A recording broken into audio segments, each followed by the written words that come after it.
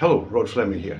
We're going to talk about some stuff today. And we'll include matriarchy, patriarchy, and the origins of society. But before we do that, can you please make sure that you hit the subscribe button, and please go to my Patreon.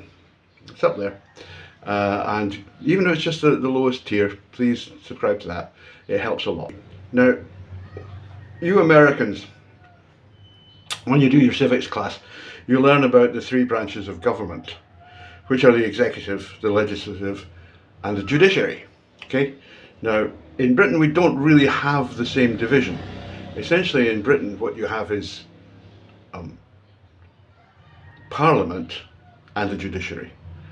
And that's because our head of state has no, or the British head of state, has no executive authority. King Chuck has absolutely zero authority. He's not allowed to do anything. And that's that was the consequence of the settlement that allowed kings in Britain to remain attached to their heads, which we locked one of them off, and they kind of noticed.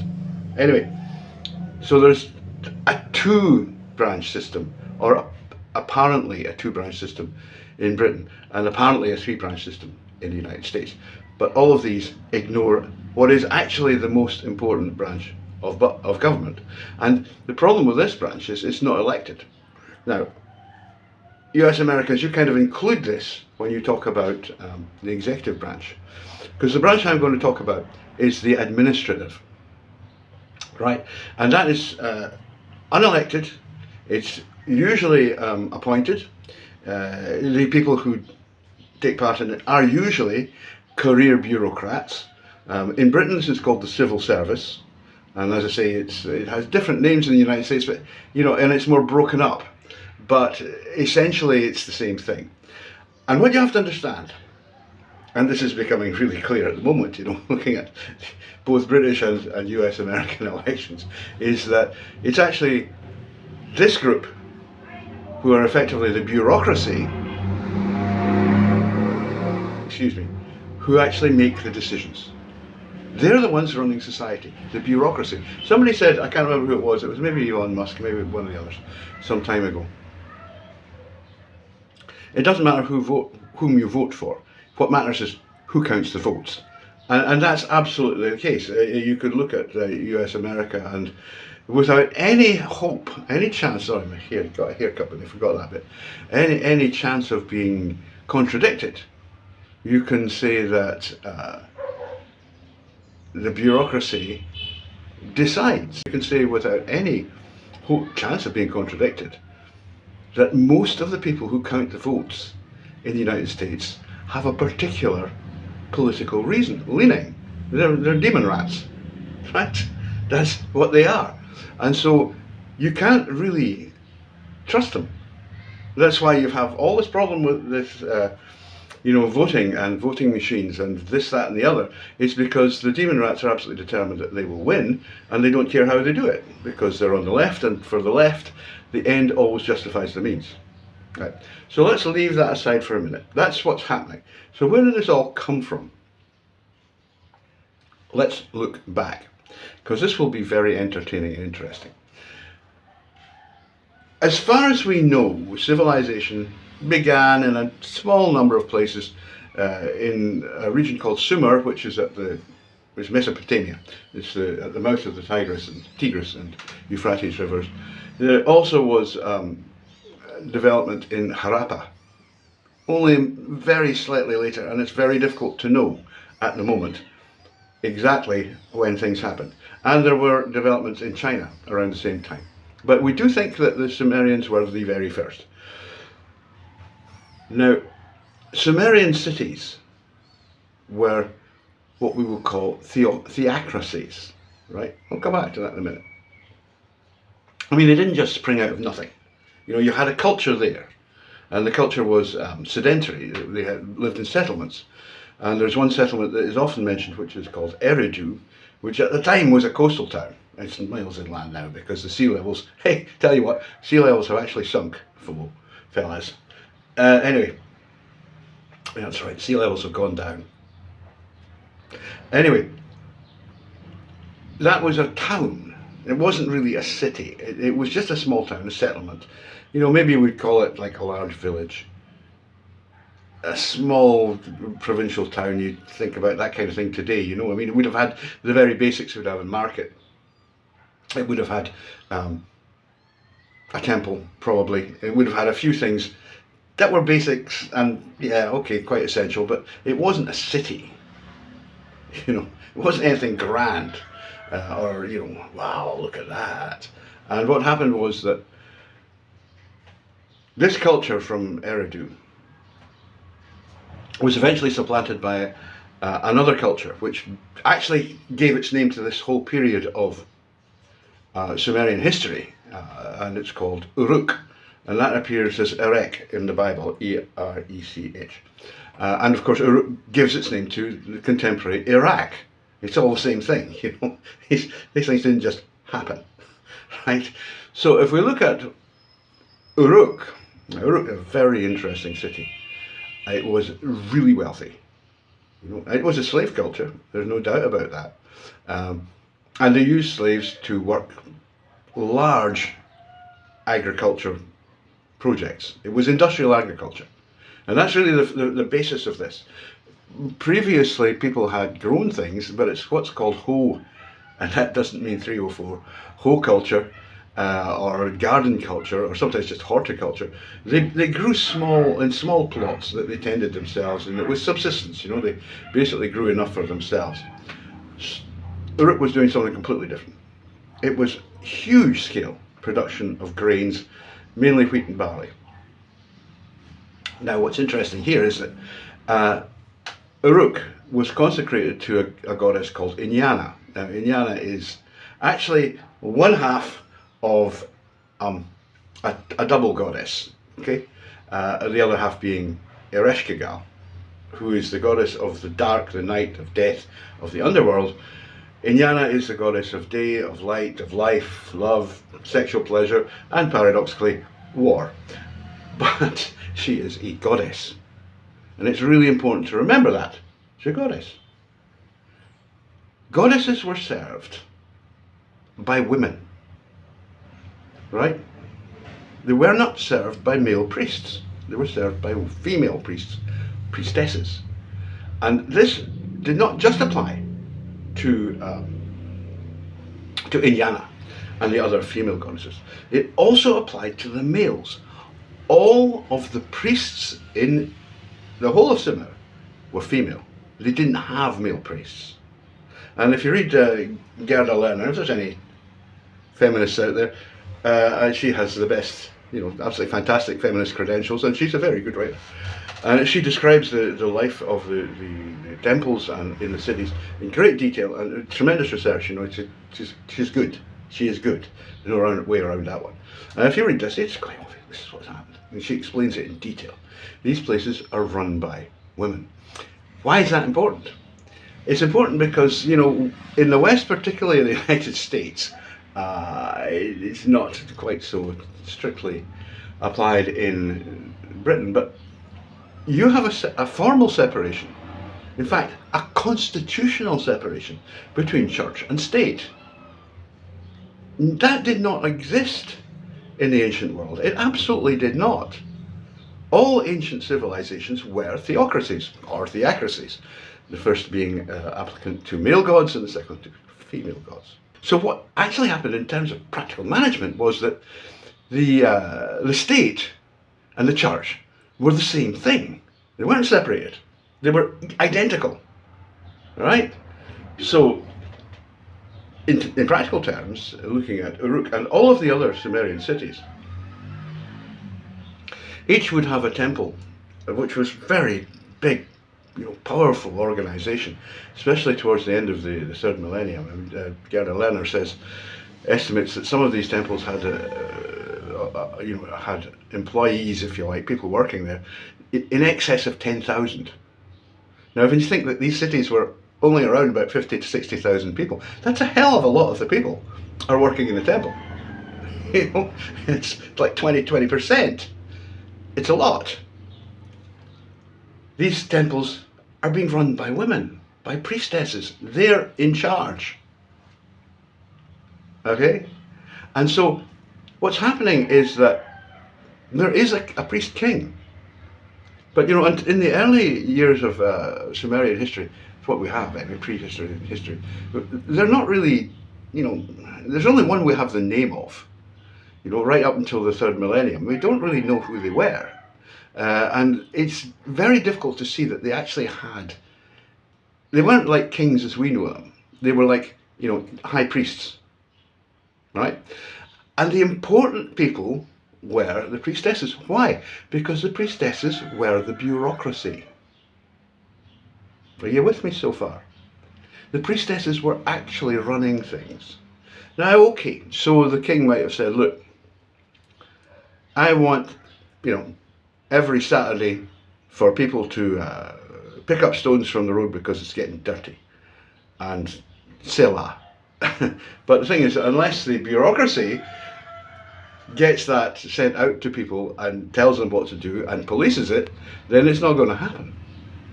And he can say anything he bloody likes, but unless the bureaucracy agrees to effect it, it's not going to happen. If you were, you know, the BBC's dead now, but it used to produce a lot of good drama and comedy. And it produced in the 70s and 80s, produced a couple of series called Yes Minister with a guy called Paul Eddington, who was an incredibly funny man. And then there was a follow-up called Yes Prime Minister. And the whole, like, you know, the central of the whole thing was that you had a minister of state trying to get things done, and you had the representatives of the bureaucracy, that's the civil service, you know, his private secretary and all the rest of it, basically saying, no, you can't do that, you've got to do this instead. And making sure that everything that was done the way they wanted it. And nothing was done the way this minister wanted it. And that's what happens. If the bureaucracy is not enacting what you want, you know, enforcing your will, then you can be king of bloody Mars. It doesn't matter. Nothing's going to happen. You know, they're not going to do it. So, all of these early cities were run by women. And inside the temples, they were really fascinating places. Because it was really, not only was it the palace of the king and the high priestess, who was his wife, right? And the home of all of the other priestesses. It was also the seat of the judiciary. Like the judges, they did have judges, and they did have laws. And they sat in the temple. There was also the seat of commerce. Morris Silver, actually, the emeritus professor at the University of New York, has written a lot about this. He's very good. Morris says that he thinks that perhaps, you know, businesses just rented spaces in the temple. Why not? And the temple was large enough to cope with all this. You know, it was really the city centre, you know, where all of this would be happening. And in addition, of course, there was huge amounts of entertainment. Right? I think I've told you before, the Sumerians cultivated marijuana, they cultivated opium, they made beer. You know, sex was everywhere. The Sumerians saw sex, having sex, as an act of devotion. So, you know, it was absolutely everywhere. There were girls everywhere, and they were just, yeah, fine. If they got pregnant and had babies, they would be raised inside the temple, and they were considered to be children of God. And if they were female, they would become priestesses. It's possible that if they were male, they would become either slaves or perhaps even eunuchs, and they would be castrati, you know, doink doink. But they weren't, you know, they weren't aborted or anything. There was no problem. They just raised them. Listen, you're talking about organisations of thousands of women. They're quite happy to look after a few kids. You know, what? We've got thousands of them already. What's another one? You know, and that's what you were looking at. Now, over a period, and what happened was that these people really set up how bureaucracy in our culture works. I mean, they invented writing. Why did they invent writing? Because they were keeping tallies. You know, like, how much grain have we got? 400,000 bushels. Wow, that's a lot, you know. And they were writing all this down on clay tablets. How did they do that? They invented writing. Writing was invented by women. Women who were bureaucrats. They were priestesses, but they were really clerks. They were in charge of making sure that all of the inventory was right and that everything was delivered on time. And if there were any, because they invented contracts. They invented a thing called the contract seal, so that they could actually say, right, you've contracted to supply 50 bushels of wheat at whatever, and if you didn't, then you could go back and you could go to court and you would be fined, because there was a judiciary there. There were judges, and their main purpose, because these were very, very peaceful societies, their main purpose was to, it's not surprised, they were all stoned all the time, and they had as much sex as they wanted. You know what I mean? They were very peaceful societies. So mostly disputes, if they happened, were of a civil order. They were, it was people going, grain to live it, it's all fucking spoiled, That's not good enough, and it has to be, there has to be restitution. And eventually that whole idea was codified in sets of rules. Now we have early ones from the middle of the 3rd millennium, but they're fragmentary from Sumer, because they're written on clay tablets, and a lot of this has had to be pieced together from several different sources, because you've got half a tablet, and then you've got another half a tablet here, and can we get them to match? But the really definitive one was called the Code of Hammurabi, and Hammurabi was a king in the early 2nd millennium, and he wrote his laws. I think there's about 200 of them, but they were incised, carved into a stone, and that stone, we still have it, right? So we know exactly what the rules were, and what he said, right, this is what you'll do, and if you rape a slave, this is what you have to pay. If you do this, you do that. If your cow goes and eats your neighbour's grass, it's going to cost you however minas of silver, and all the rest of it. That we know. We know that because it was written down, and we have the stone. And a lot of this, it's a problem when people write stuff down on clay tablets, because they're very, very perishable. It's just, we know what we know because they wrote a hell of a lot of clay tablets. And some of them did survive, So anyway, to go back to this. So what you have here is a situation where, when people in the modern world say, oh, there's never been a matriarchy, well, it's complete bollocks. It's absolute nonsense. You just look at these cities were run by women. They were the bureaucracy. If they wanted something to happen, it happened. If they didn't want it to happen, it didn't happen. How more in charge can you get? Yes, these were matriarchies. I'm sorry, all you feminards are going, oh, but did they take their husbands and all that fucking pish? Or all the airhead academics, oh, but there's never been a real actual functioning matriarchy. You fucking well have. Hundreds of them, all over the planet. Right. What happened though, was that over time, because you see, the Sumerians and in fact all civilizations made the same mistake. They needed somebody to build the cities, right? And they needed somebody to tend the fields. And if they were using slaves, they needed people to watch over the slaves, because if you didn't watch over them, they would just leg it, we're gone. So you needed an army, or quasi-police force, to keep them under control. Who are going to do that? Well, it's not women. It's going to have to be men. So the women needed the men to build, protect, and maintain their cities. Right? So even though they're in charge, they're the bureaucracy, Well, we can do anything we like. We're the ones who actually enforce the rules, not you. But there's an issue. Men kind of got jealous. They went, wait a minute. We build these cities. We're looking after growing the crops, whether it's ourselves or, being slave masters. We defend them. If somebody comes along to try and steal our stuff, it's us. It's us that has to go and fight, not you. So we want a bit more of the action, please. And at some point, basically limitless sex and as much booze and drugs as you can possibly consume is not enough. And somebody comes along and says, tell you what, we're going to change the system. And the way they did it is really fascinating, because what they did was they started to introduce eunuchs. Now, eunuchs are castrated males.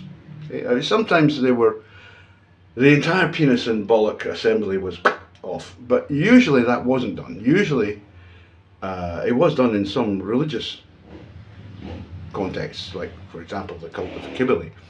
But mostly it was just the balls gone. So you had basically feminized males, and they became part of the priesthood. And I'd say that it's quite possible. Again, it's difficult. You're looking back many thousands of years here. It's quite possible these would have been either captured slaves or the children of priestesses, that they'd had because they were offering sex freely for a few coins to any man who came along. It's part of the service offered. Don't get shirty about it. I didn't invent it. So they were getting pregnant. I mean, I'm sure they knew how to try and not get pregnant, but it did happen. It's inevitable. You got lots of 15-year-old girls, basically, yeah, come and lie on top of me. And yeah, they're going to get pregnant. And they have these children. These children are raised in the temple. And the females would have been, we know that the females became priestesses. And the males most likely did become eunuchs. Now, the problem is that eunuchs are still male. But males and females are different. I know it really upsets feminists to know this, but I just love upsetting feminists because they're such idiots. Anyhow, males and females are different. And males, in a situation like that, even though they've lost their bollocks, are going to go, wait a minute, we want a little bit of this power here. And so what happened was that it wasn't just that the bureaucracies in these cities, and it's not so much in Sumer, which was the earliest expression, but as the culture moved forward in time, a lot of this happened because they had been irrigating the land then with slightly saline water for thousands of years, and it became sterile. That's why Iraq is a desert, actually. It became sterile. And so they moved from wheat production to barley, because barley is more resistant to salt, but eventually that area of Mesopotamia became uninhabitable. Uruk collapsed. And the culture moved northwest, and it became seated on Babylon. Okay, in Babylon you will have heard of, I'm sure. Anyway, we know that eunuchs were really powerful in Babylon. It's very interesting because in the Hebrew Bible, which Christians call the Old Testament, but in the Hebrew Bible, eunuchs are absolutely detested. They're hated.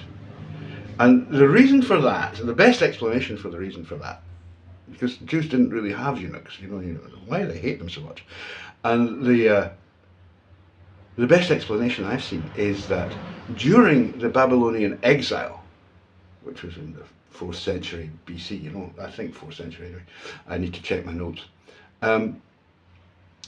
the intelligentsia of Jerusalem were taken to Babylon for about 90 years, and they were held captive there.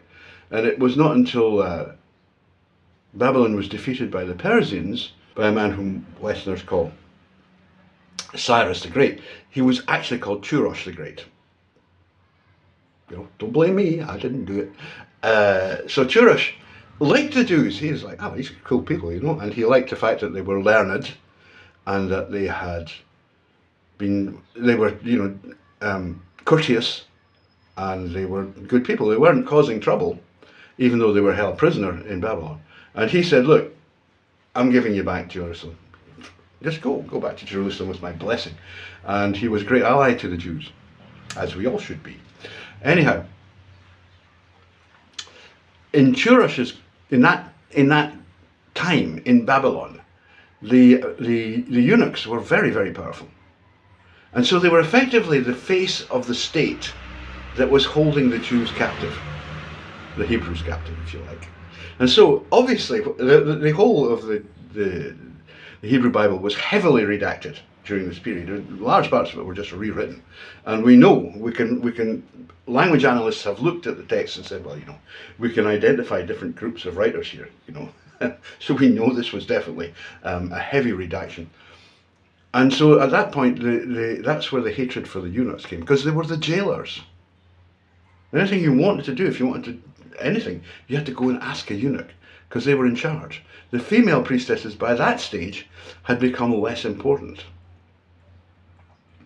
When Alexander goes to Persia later, he meets and falls in love, allegedly, we're not really sure about any of this, with a beautiful eunuch who becomes his lover. A lot of people say a lot of things about Alexander, but the fact is that I don't think he would have had any compunction about doofing a beautiful ladyboy. I don't think he would have thought twice about it. So, oh yeah, okay, why not? She may have been called Bagoas, and representations have used Bagoas as the name, but it's also possible that Bagoas was her title. It's really difficult with these things. We just don't have all the evidence that would be nice to have, that would say, right, established. But we'll call her Bagoas. And so that's very famously one of... Alexander was a bit of a lad, I mean, if it moved, he would stick himself in it. he was an awful... Yeah, he liked, that kind of fooling around. But that was how a man expressed his manhood in those days. And still is in many cultures. You don't bang as many women as you can.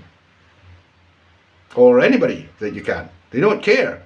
There wasn't a distinction drawn in the ancient world, and in fact not until very, very recently, between attractive boys and women. So what's the difference? Bend over and drop them. That's basically what the attitude was. So what happened is that as this occurred, males, who were the eunuchs, took over the running of the bureaucracy, such that by the time you get to Rome, well, it's looking at 400 BC onward, but especially under the later Republic and the Empire, the bureaucracy was all made up of slaves. Right? They weren't women, they were slaves. Right? And that's a different thing altogether. It's a different, it's a different dynamic. That's the word, between, men and women and men and slaves. The slaves, and in fact in Rome, most of the bureaucracy was actually made up of Greek slaves, because they were educated. And there's no point in having a bureaucracy that's not educated. It's just silly, What are you going to do with them? They have to be able to read and write, they have to be able to take notes, they have to be able to calculate quantities, they have to be able to say, well, this is what the law says. They have to be able to frame laws. So they were taking educated Greeks and turning them into the bureaucracy. Such that by the time it keeps going, that you have this idea that women are, shall we say, non-warrior males are running the bureaucracy. And this is quite important, because there is one translation of the word eunuch. There's quite a few, but there is one translation which suggests that they were actually chamberlains. That is, they were civil servants. And if you were a civil servant, you were a eunuch, and you were considered a eunuch, not because, in this particular instance, not because you'd had your nads chopped off, but because you didn't do man's work. You were not a warrior. Right? And of course, in Rome it was a slave culture, so men didn't work in the fields. They just got slaves to do it. This persisted. It keeps going. My family, I'm a Fleming, right? The original Flemings were brought into Scotland because the Scottish kings did not have a bureaucracy. And so they brought over, I can't remember his name, I'll look it up if you want, 12th century, they bring over a powerful Flemish gentleman. He wasn't a noble, he wasn't a baron or a duke, I think he was just a guy. But he had an entourage, and his job was to be the master of the king's bedchamber, which basically means head of the bureaucracy, right? You're the head of the household. That's what household means in royal terms, is bureaucracy. You know, you've got to make sure things get done when they need to get done. Because at the moment, it's utter bloody chaos, because nobody is doing anything, anytime, when it's meant to be done. So they brought us lot in, you know. So you can blame them for me. That's absolutely true, by the way. That's exactly what happened. And in fact, when Mary, Queen of Scots, was taken to France in the 16th century to escape the English, one of her companions, her 4 companions, she was accompanied by 4 young ladies, girls, and one of them was Mary Fleming. That's how important my family had become. We were never nobles. None of them had a title, but they were that close to royalty, you know, that they would send one of their daughters, goes with the Queen. It's important. So, when we look at bureaucracies, we have to understand that they are, and the administration, that's the really important bit. The administration. The administration of law by the bureaucracy is crucial. And it's something that nobody ever thinks about. They think, oh well, we can elect, you can elect Donald Trump, which I sincerely hope you do. I'll show you this thing in a minute. I'll just give you a wee flag here. Here we go. I have to put my thingy back. There you are. You see that? Yeah. You know, Spike Milligan. A tremendously intelligent man. My God, he was ferociously smart. That man. He was just lazy. You know. He just did this the least he possibly could. So he wrote comedy books. Oh, fuck it. But he was a ferociously smart guy. And he once said, you know, I don't vote. I disapprove of this, by the way, because look at what happened to Britain this year, you know. You got a fascist dictatorship because not enough people voted. Yeah. Anyhow, he said, no point voting because the government always gets it. And, you know, it's true. We don't pay enough attention to the administration. You know, I know in America, in the United States, the presidents will put in heads of departments that they approve of. That doesn't happen in Britain. You have to deal with the same ones as the last guy. And that's a disaster. That's why from 2010 right up until now, and it's still going on, governments couldn't do anything. I mean, getting out of the EU, Britain voted overwhelmingly, let's get the fuck out of this. And the bureaucracy did everything it could, to dissemble, to slow down, to prevaricate, to prevent the will of the people being honoured. And that's what this is about. So, bureaucracy comes from women. And so that means that it is naturally extremely cautious. It doesn't really like change, and it is very, very stubborn. That's the history of the bureaucracy and the administration. And you have to understand that at the moment, administrations, bureaucracies, in the 19th century, for example, in Britain, the civil service was mainly men, right? Nearly all men. They might have been not particularly exciting men, but they were men.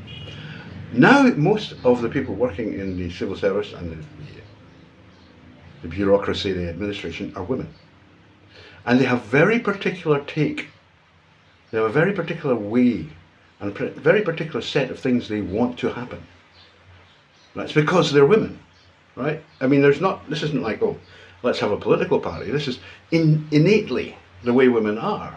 They're cautious, they don't like risks, there are a whole bunch of things they don't like to do because they're women. And that's completely comes from the evolution of the human race, you know, that we had to protect women and children.